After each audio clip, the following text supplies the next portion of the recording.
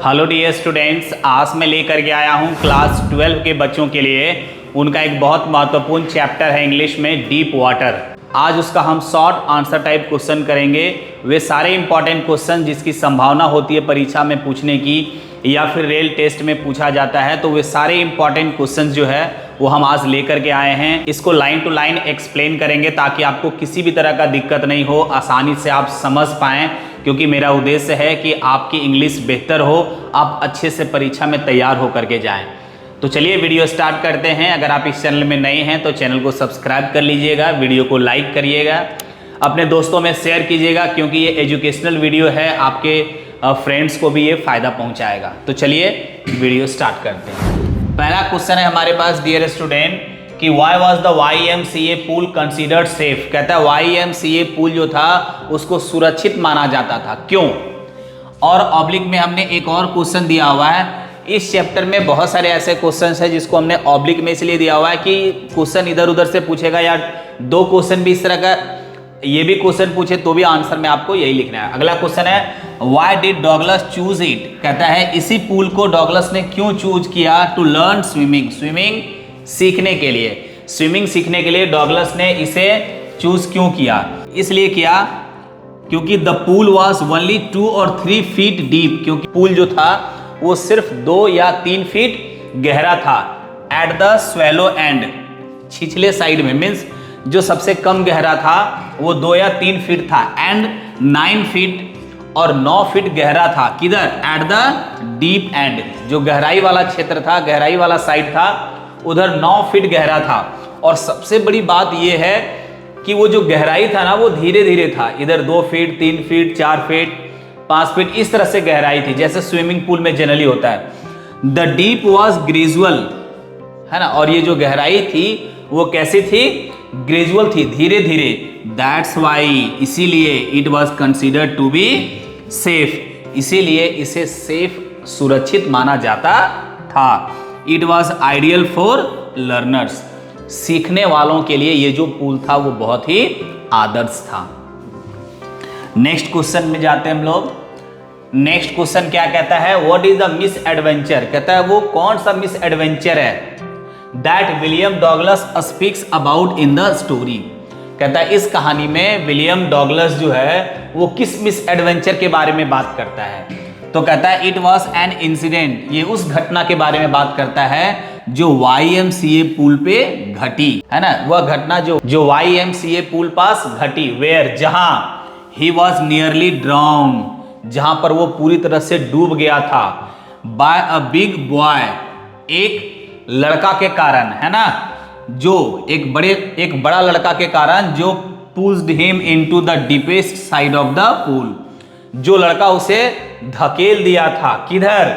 Pool के सबसे गहराई वाले साइड में, मतलब जिधर 9 फीट गहरा था उधर धकेल दिया था, है ना, into the deep side of the pool. He experienced, और उन्होंने वहां पर अनुभव किया। क्या अनुभव किया? द फियर ऑफ डेथ, मौत का भय, एंड और पीस आफ्टर डेथ, और मौत के बाद जो शांति का अनुभव होता है वो दोनों चीज का उन्होंने अनुभव किया। मौत का डर और मौत के बाद की शांति, है ना। इसीलिए वो कहता है मौत को लोग यूं ही बदनाम करते हैं, तकलीफ तो जिंदगी देती है ना। तो ये एक्सपीरियंस उन्होंने किया यहां पर जब वो पानी में डूब गया था, जब एक बड़ा लड़का आया और उसे पानी में धक्का दिया। नेक्स्ट क्वेश्चन नंबर 3 क्या कहता है? What thoughts came to Douglas mind. कहता है डॉगलस के माइंड में क्या क्या विचार आ रहा था जब वो पानी में डूब रहा था। when as he nearly drowned, जब वो पानी में जा रहा था तो क्या क्या विचार आया? तो वो पूरी तरह से डर गया था, है ना। he felt intense fear, वो बहुत ज्यादा डर गया था। वो अपनी माँ के बारे में सोचने लगा, है ना। thought of his मदर, माँ के बारे में सोच रहा था, और मानो कि वो मरने वाला था, ये स्थिति में था। एंड एज इफ, और मानो कि he was going to die, वो मरने वाला था। ही एक्सपीरियंस्ड कंप्लीट हेल्पलेसनेस, वो पूरी तरह से अपने आप को असहाय महसूस किया। ही एक्सपीरियंस्ड कंप्लीट हेल्पनेस, वो पूरी तरह से असहाय महसूस किया। हिज लिम्स, उसके जो यंग थे, उसके जो पार्ट्स ऑफ बॉडी थे वो क्या हो गए थे, वर पैरालाइज्ड, लकवाग्रस्त हो गया था।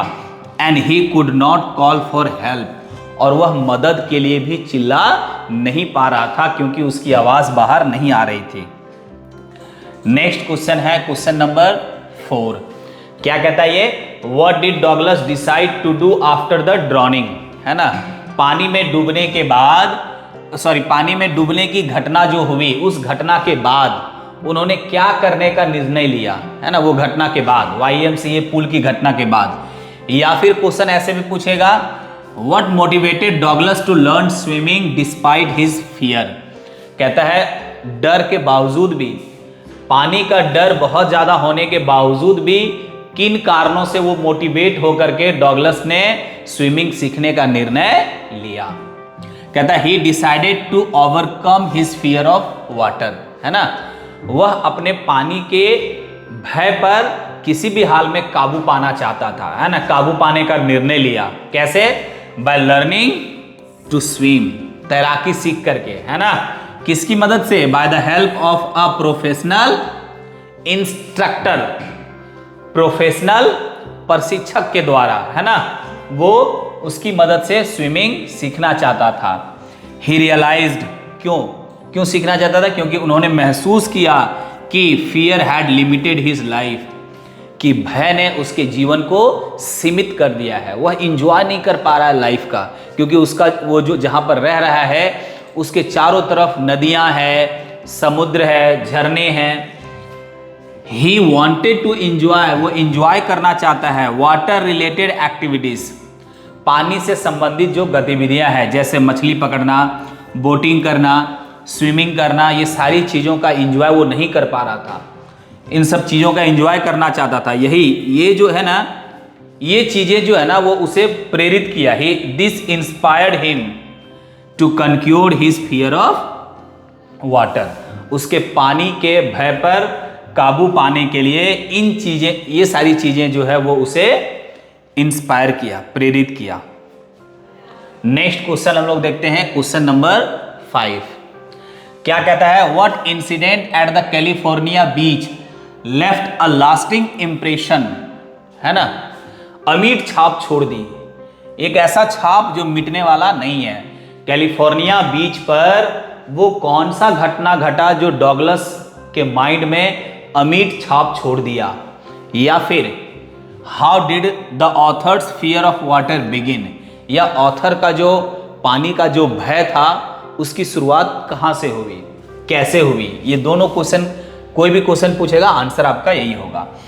क्या कहता है आंसर में, कहता है एट द एज ऑफ 3 और 4, कहता है जब वो मात्र 2 या 3 साल का था, एक विशाल वेव जो है, लहर, पानी का जो लहर है, उसे गिरा दिया, नॉक्ड हिम डाउन, नीचे गिरा दिया। कहां पे, at a beach in California, California में एक, कैलिफोर्निया का जो बीच है वहां पे एक पानी का जो वेव था, है ना, लहर था, वो उसे गिरा दिया। और वो क्या किया, पानी का वेव ने उसे बरीड कर दिया, दफना दिया उसे, कहां, अंडर वाटर, पानी के अंदर। And field him with terror, और उसके अंदर भय पूरी तरह से भर दिया। This created an early fear of water in his mind, यही घटना ने उसके दिमाग में पानी के प्रति भय भर दिया जब वो मात्र 2 या 3 साल का था। नेक्स्ट क्वेश्चन है क्वेश्चन नंबर 6। क्या कहता है, how did Douglas finally get rid of his fear of water, कहता है पानी का जो भय है उससे वो छुटकारा कैसे पाया। गेट रीड ऑफ का मतलब होता है छुटकारा पाना, पानी के भय पर वह छुटकारा कैसे पाया, पानी के भय से। तो कहता है डॉगलस ने किराए पे लिया, क्या, एक तैराकी प्रशिक्षक, तैराकी का प्रशिक्षक को उन्होंने किराए पे लिया, हायर किया। हु ट्रेंड हिम, जो उसे ट्रेन किया, सिखाया, स्टेप बाय स्टेप सिखाया। कैसे, वैज्ञानिक पद्धति से, है ना, वैज्ञानिक टेक्निक से उसे सिखाया। और ग्रेजुअली, धीरे धीरे, ही लर्नड, वह सीखने लगा।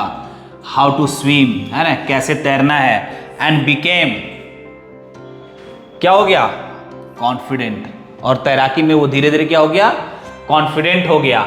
बाद में पानी का भय पूरी तरह से उसके दिमाग से हटा या नहीं, इसके लिए बाद में उन्होंने क्या किया, ही स्वाम, वह तैरा अकेला, कहां पे, इन लेक्स, झीलों में, नदियों में, खुद को टेस्ट करने के लिए, है ना, टू टेस्ट हिमसेल्फ, कि पानी का भय खत्म हुआ या नहीं हुआ, बिना इंस्ट्रक्टर की मदद से। दिस कंसिस्टेंट प्रैक्टिस, ये निरंतर अभ्यास जो है, अंततः रिमूव्ड हिज फियर कंप्लीटली, उसके भय को पूरी तरह से हटा दिया। ये निरंतर प्रयास ने उसके भय को पूरी तरह से हटा दिया। नेक्स्ट क्वेश्चन है क्वेश्चन नंबर 7। क्या कहता है, what was the effect of this incident on him. कहता है वो जो YMCA पुल के पास वो जो घटना घटी, एक बड़ा लड़का जो उसको पानी में फेंक दिया, वो जो घटना उसके साथ हुई, उसका उस पर क्या प्रभाव पड़ा। तो कहता है he developed a fear of water, उसके मन में पानी का भय बहुत ज्यादा आ गया। उस रात that haunted him for years, और कहता है वो जो भय है ना, वर्षों तक उसके दिमाग में घूमता रहा, वर्षों तक उसके दिमाग में घूमता रहा पानी का भय। और उस दिन ही कुड नॉट स्लीप, उस दिन वो सो नहीं पाया और ना ही वो कुछ खा पाया, है ना। He could not sleep nor could he eat that night. Question number 8 है, कहता है what message does the story deep water convey to the readers.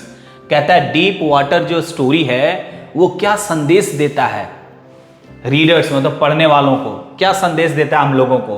तो कहता है द स्टोरी कन्वेज दैट, क्या मैसेज देता है कि fear is only in the mind, भय जो है ना वो सिर्फ दिमाग की उपज है, भय जो है वो सिर्फ दिमाग में है।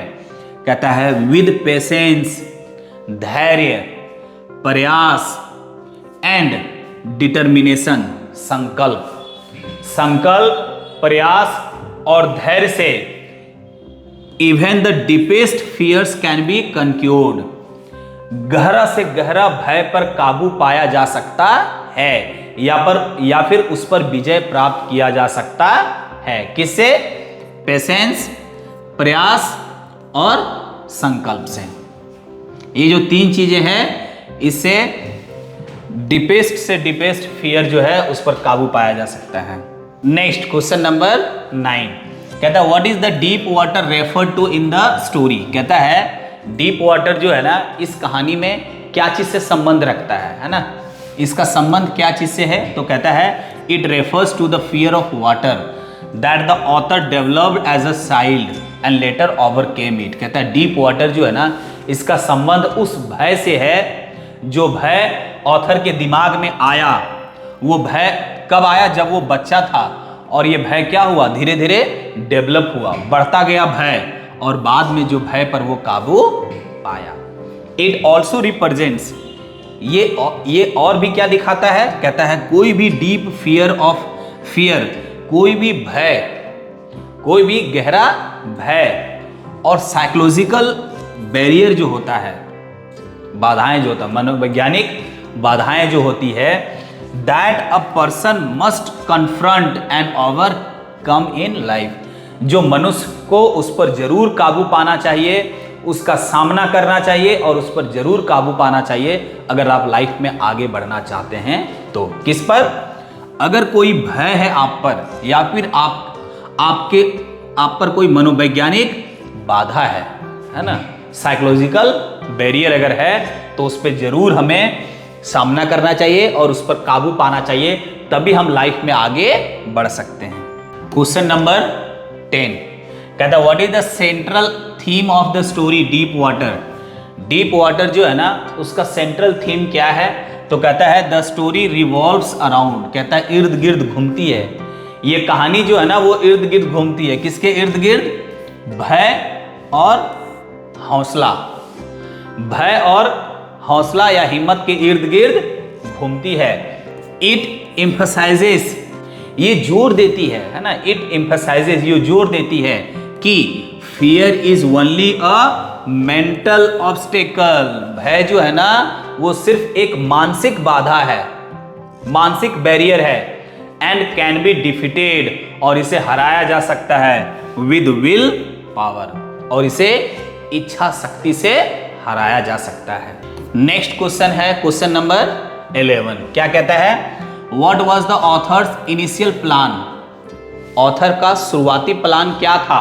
When he was drawing into the pool, जब वह पानी में डूब रहा था, ऑथर जब पानी में डूब रहा था तो शुरुआती प्लान उसका क्या था भाई?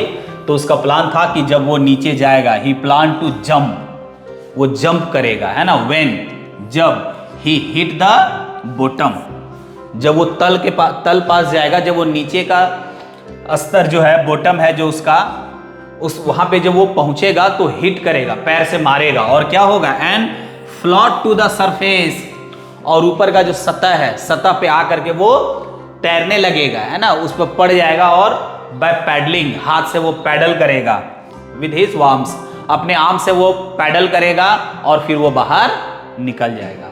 वो जब नीचे जाएगा, जब वो तल पे जाएगा, वो किक करेगा, जंप करेगा, ऊपर आ जाएगा, और उसके बाद वो फिर हाथ से पैडल करेगा, और फिर इस तरह से वो बच जाएगा, इस तरह से वो निकल जाएगा, है ना। नेक्स्ट क्वेश्चन है क्वेश्चन नंबर 12। क्या कहता है? Did Douglas plan work when he was drawing? जब वो डूब रहा था, व्हेन ही वाज ड्रॉइंग, जब वो डूब रहा था तो जो प्लान वो किया था, क्या वो प्लान काम किया? कहता है नो, नहीं, इट फेल्ड, उसका प्लान जो है वो फेल हो गया था। क्यों? ही पैनिक्ड, क्योंकि वह घबरा गया, स्ट्रगल, वो संघर्ष करने लगा, एंड वेंट डाउन अगेन, और वह पुनः नीचे जाने लगा, है ना, went down again instead of coming to the surface. कहता है वो सरफेस पे आने के बजाय वह पुनः नीचे जाने लगा, वो अपने आप से संघर्ष करने लगा, वो बहुत ज्यादा भयभीत हो गया था, वो बहुत ज्यादा डर गया था। और लास्ट क्वेश्चन हमारे पास है, what does Douglas mean by the curtain of life fail? कहता है the curtain of life fail, ये डॉगलस कहता है कब? जब वो अनकॉन्शियस हो जाता है तब ये बोलता है। तो कहता है इसका क्या मतलब है ना। तो कहता है इट सिंबलाइजेज, ये प्रतीक है उस क्षण का, द मोमेंट, उस क्षण का, जब वो he felt close to death, जब वो अपने आप को मृत्यु के क्लोज पाता है, और जब वो अपना चेतना खो देता है ना, लॉस्ट कॉन्शियसनेस, जब वो चेतना अपना खो देता है, मौत के बिल्कुल करीब होता है, उस मोमेंट के बारे में वो बात करता है। तो मुझे उम्मीद है डियर स्टूडेंट्स, टोटल 13 क्वेश्चंस था, इंपॉर्टेंट क्वेश्चन जो हमने आपको बताया, लाइन टू लाइन आपको एक्सप्लेन किया। मुझे उम्मीद है आप इसका पूरा फायदा उठाएंगे, आप लाइफ में बेहतर करेंगे। मैं इसी तरह का वीडियोस आपको देता रहूंगा। मैं आपकी परीक्षा की तैयारी के लिए, अंग्रेजी सीखने के लिए, बोलने के लिए हर स्तर से जो मैं मदद कर सकता हूं आपको मदद करता रहूंगा। आप भी मेरे चैनल को सपोर्ट करेंगे, वीडियो को शेयर करेंगे, लाइक करेंगे और कमेंट करके जरूर बताएंगे। तो आज के लिए इतना ही, अगले वीडियो में पुनः मिलते हैं, तब तक के लिए जय हिंद।